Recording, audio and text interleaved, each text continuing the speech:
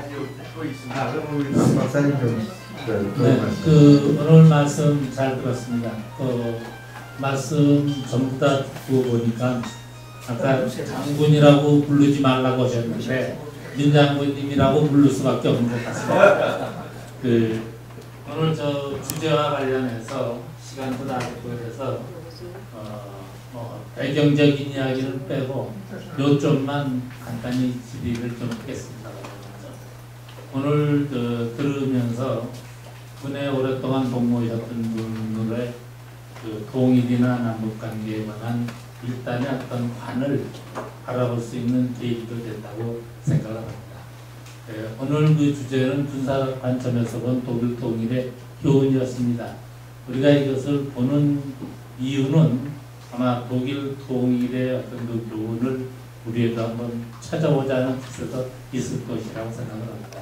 아까 강연 중에 말씀이 있었지만 독일에서 군사적 통합을 하는 과정 속에서 각 분야별로 어떠한 갈등이 있었고 그 갈등을 독일은 어떻게 해소했는가.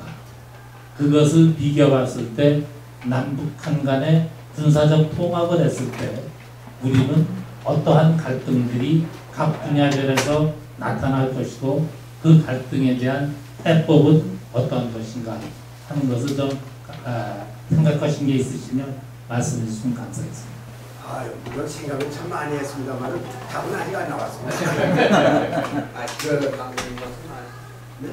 강성준 박사님이라고 저희 잠깐 소개해드리겠습니다.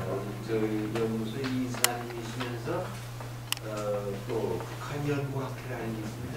여기 회장도 하셨고 동국대학교에 수업을 쭉 했어서 지금은 거기에 정년퇴직을 하셨습니다.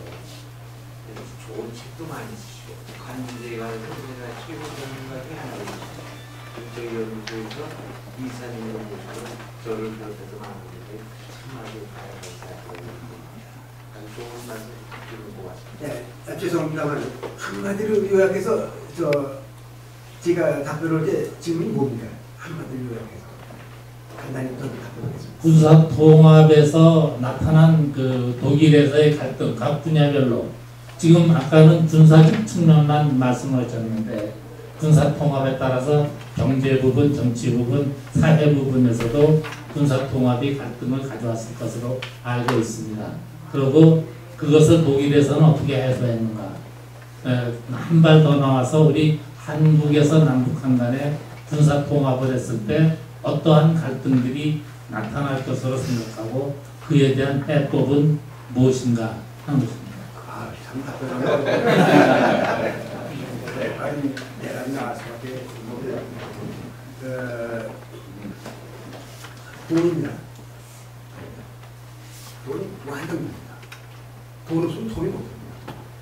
그 어려운 문제는 대부분이 돈이 들어가야 해결될 그런 문제들이고 또 하나는 뭐냐면 군에서도 특히 밑에 하부 구조보다는 상부 구조에서 불만 표출.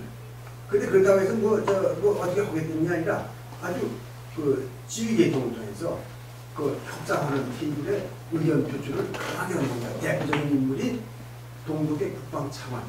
그건 소독에서도 다 끝난 다음에 알아줬어요. 그걸 다 대변하는 사람이 독일의 국방차관이거든요. 근데 크게 보면 그 사람들 다 알아요. 특히 동독인민 쪽에서나 동독인민 그리고 동독인민들은 통일을 하겠다고 하는 사람들이거든요. 근데 통일이 되면은 지금보다 훨씬 잘 먹고 잘 살게 된다는 건 다 알고 있는 거거든요. 거기에서 이제 문제는 우리는 어떻게 직업이 어떻게 되느냐. 그게 군대는 뽑아놓은 거거든요. 군대라고 하는 직업이 여러 가지가 있을 수 없어요. 군인이죠, 직업군. 직업군인이 계속해서 통일된 이후에도 직업군인 생활을 하느냐 아니면 파이어냐 그겁니다.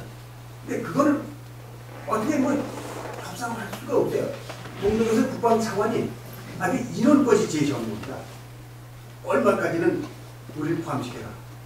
그렇게 되면 어떻게 되는가 하면 통일 독일의 군대는 37만이라고 하는 것이 그 사계 열강 국가들하고 이미 얘기가 됐어요. 우리 통일하면 절대로 37만 이상을 안 낳는다. 그건 뭘 의미하는가 하면 통일하면 그 많은 인원을 그거 복귀되는 얘기거든요. 그건 동독의 본심들은 다 알고 있어요. 그런 데서 이 만약 자유진영 국가에서 이 고급장교들은 나가면 뭐 회사로 간다거나 뭐 이런 거거든요. 그 사회주의 국가에서 군인은 특권층이에요. 우선 특권을 잃습니다. 그게 싫은 거예요. 그러니까 날 내보내지 말아야 한다 하는 것이 그 사람들로서 가장 큰 바램입니다. 그걸 수용할 수가 없죠. 그러니까 결국은 이쪽에서 강경하게 우리 몇 명 이상 못 받는다는 그거예요. 그리고 계급도 세상에 군인치고 계급을 깎아내리는데 좋다고 할 사람이 있어요. 한 개, 두 개. 그 위에 연설문 중에 하나, 맨 마지막에 제가 하나 넣었어요. 그 중령 하나가 연설을 하는데 그 사람이 불과 코앞에 얼마 전에는 그 중령이 사단장이었습니다. 인민군. 근데 중령 붙였어요. 그 연설할 때 전 그랬어요. 저놈이 저게 휘물을 흘리면서 하는 얘기일 것이다. 얼굴을 안 봐도. 그걸 제일 괴로운 거예요. 쫓겨나는 거, 입는다 하더라도 계급이 내려가는 거. 근데 그건 해결해 줄 방법이 없어요. 이미 열강하고 약속을 한 거거든요. 통일은 37만 이상을 안 가는다. 그 약속을 지켜야죠. 그래야 그 열강들이 무기를 하거나 협조해 줄 거 아닙니까? 특히 대처는요. 그런 말까지 했어요. 과거에 우리가 히틀러 시대에 당한 것은 지금도 잊지 않고 있다 그랬거든요. 그 판국에 대처가 그랬어요. 그러니까 독일이 통일되는 것을 사실 그 주변 열강들은요. 미국을 제외하고는 찬성하지 않았어요. 표현만 외교적인 소위 외교 화법으로 했지 내심으로는 찬성하지 않았습니다. 아주 영국의 대처는 거의 노골적이었어요. 그러다 양보해서 표현한 것이 그러면은 통일을 그래 시간을 가지고 천천히 해라 이랬거든요. 그래도 미국이 부시가 많이 도와줌으로써 그 소련도 더 이상 돈을 뜯어가겠다고 그 아주 깡패예요. 돈 엄청나게 뜯어갔어요. 그걸 기화로 해서. 그래도 미국이 부시가 나서면서 고르바초프한테 고르바초프가 그렇게 나쁜 사람이 아니거든요. 그러니까 고르바초프가 또 공헌을 하거든요. 동서독 통일 과정에서 동독으로서 굉장히 유감스럽고 섭섭하게도 중립지켜줬어요. 동독편 안 들어주고 그렇다고 서독에 대해서도 뭐 이 방해 해방농고 없고 어떻게 보면 오히려 서독이 고마워할 사람이 고르바초프거든요.